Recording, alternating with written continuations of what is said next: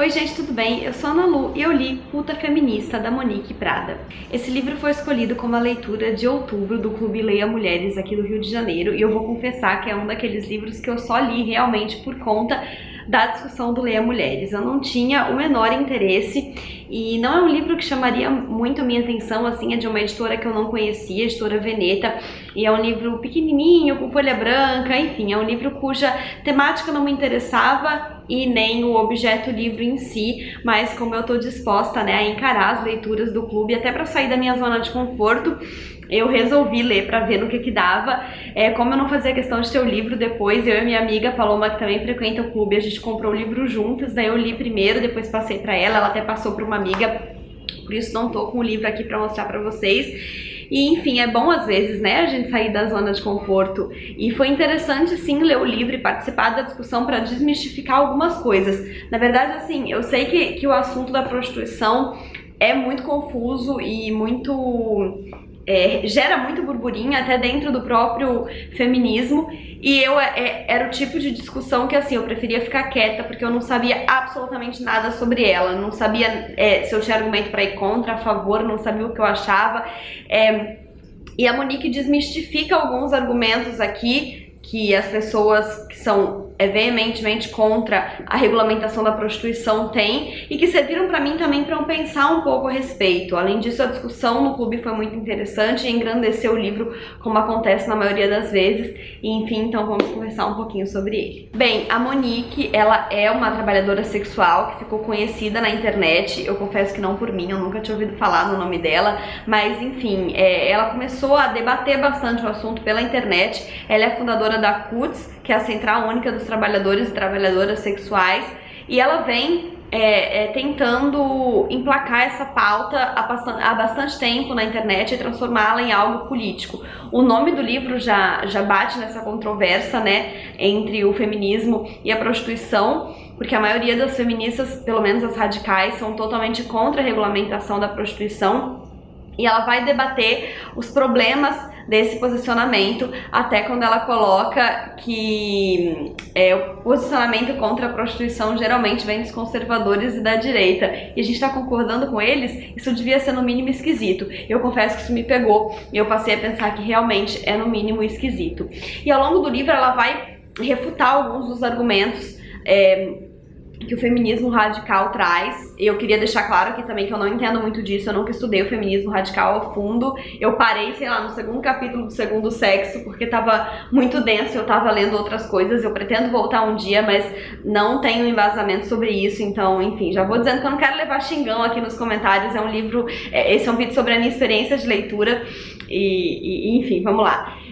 Um dos argumentos que ela já usa para refutar isso é que muito se fala...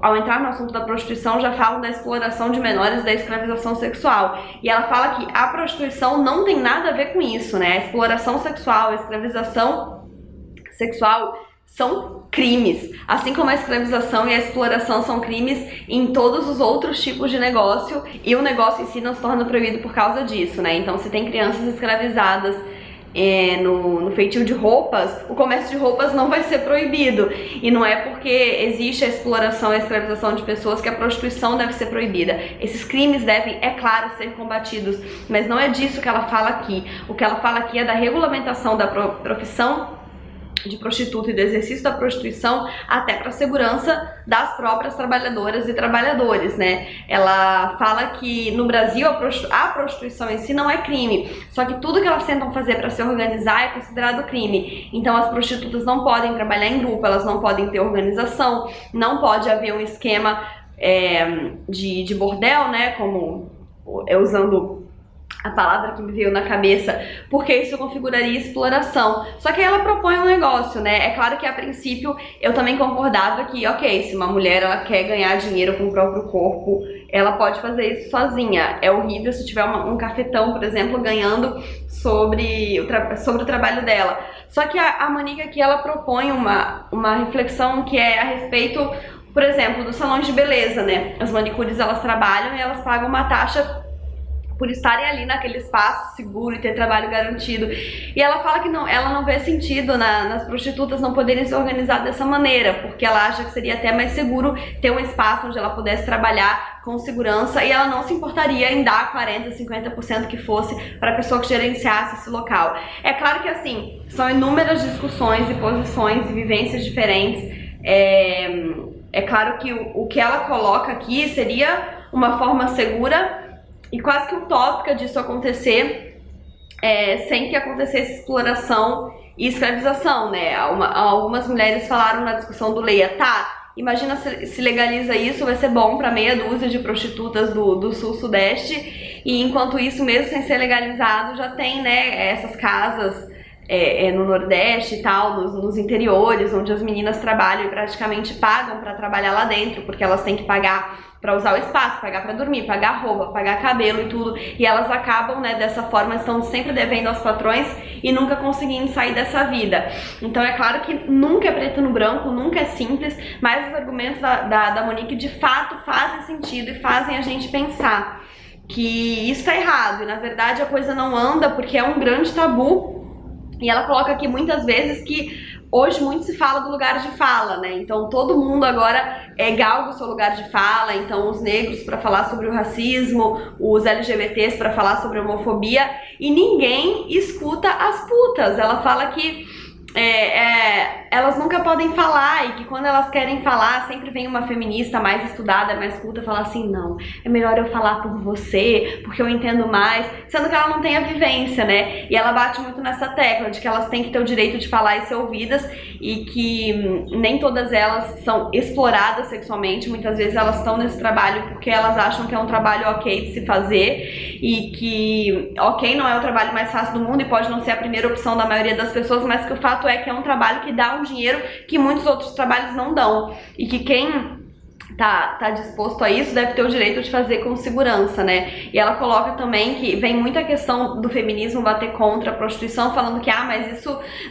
não empodera ninguém. E ela fala assim, gente, e o trabalho doméstico empodera alguém? E tem alguém preocupado com isso? É claro, a gente sabe que tem sim muita gente preocupada com as condições das trabalhadoras domésticas e tudo, mas não com certeza esse trabalho não é contra uma regulamentação, né? Muito pelo contrário. A gente acha ótimo, inclusive, que as empregadas domésticas venham conquistando mais direitos. Seria ótimo um mundo em que esse tipo de trabalho não precisasse existir, que cada um lavasse a sua própria privada e que todas as pessoas tivessem condições melhores para não ter que se sujeitar ao trabalho doméstico. Sim, mas aí a gente entende que a gente está falando de uma situação meio utópica, pelo menos, para o momento em que a gente vive, para o momento social e econômico que a gente vive. E quando se fala da prostituição, ninguém para pensar que um mundo sem prostituta seria utópico, né? O feminismo radical, ele anda batendo nessa tecla, e alguém comparou no Leia Mulheres, eu achei que faz muito sentido, com o pessoal que é veementemente contra a regulamentação do aborto, que acha, não vamos regulamentar o aborto, porque na verdade o aborto tem que parar de existir. Sendo que o fato é que o aborto existe, ele vai existir e ele vai continuar existindo, quer haja regulamentação ou não. E é assim com a prostituição, né? Não é à toa que dizem que ela é a profissão mais antiga do mundo. Ela existe e ela vai continuar existindo, com regulamentação ou não. Talvez a regulamentação só ajude a segurança dessas e desses profissionais, né? Então, enfim, eu continuo sem entender uma vírgula do assunto. Tudo que eu sei é pela discussão do Leia, pelo que eu li no livro. É um livro curto, eu queria deixar claro que é um livro com intuito político, é um livro com ensaios políticos, não é um livro onde ela relata casos e conta fofocas. Eu acho que é mais ou menos assim o livro da Bruna Surfistinha. Eu nunca li, mas acho que é um negócio mais assim, mais pessoal, mais autobiográfico, né?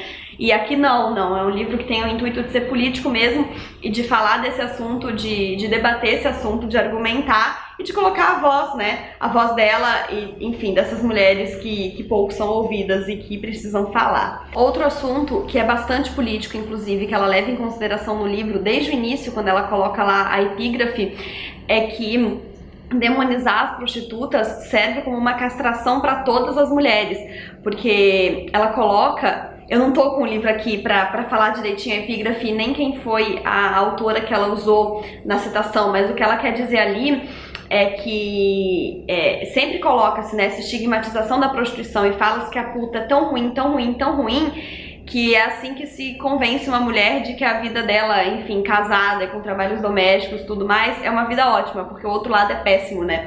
Então ela fala muito que usa-se essa demonização da prostituição como uma forma de castrar todas, e é um fato com certeza a se pensar, né? Outro rumo que ela toma, ainda dentro meio que desse assunto, e que eu já acho que ela pesa a mão e que fica meio grosseiro e que não tinha necessidade disso, é o quanto ela fica frisando no livro que as pessoas conservadoras ficam falando contra a prostituição enquanto o marido delas tá lá usando, sabe? Ela fica assim, você, Dona Maria, que tá aí rebatendo contra a gente, querendo que a gente não tenha direito, já olhou pra sua vida de casada? Sua vida de casada é tão péssima quanto a minha, você não recebe pra isso e o seu marido provavelmente tá pagando pra deitar comigo. E eu achei assim, eu acho que fica chucro, que o tom se perde muito, fica agressivo desnecessariamente, daí ela, enfim, é um momento em que pra mim ela perde as estribeiras e ela perde a minha atenção. Ela fala isso pelo menos umas 2 vezes ao longo do livro, que é curto, e realmente é um momento que, ok, ela faz pra incomodar, mas que eu achei incômodo no nível desnecessário, sabe? E, enfim, então essa é uma coisa que eu queria frisar sobre a leitura que eu não gostei. E então é isso, gente. Eu espero que vocês tenham gostado desse vídeo, que ele não gere muitas polêmicas e xingamentos aqui nos comentários, e que quem quiser conversar sobre o assunto, que converse com calma. Vou dizer mais uma vez que eu não sou nem de longe uma especialista no assunto, eu não tomei nenhum dos lados da briga pra mim, porque eu não entendo o suficiente pra isso. Eu só comecei a refletir sobre questões que eu não refletia antes da leitura e antes da discussão do Leia. Não esqueçam de se inscrever no canal se ainda não forem inscritos, indicarem o canal pra um amigo que gosta de ler. Se cada pessoa que é inscrita aqui indicar o canal para 2 pessoas, a gente vai aumentando a meta de inscritos super rápido. Eu queria muito chegar até 5.000 no final do ano, estamos aí com 4.700, quem sabe é possível. Um beijo e até a próxima. Tchau!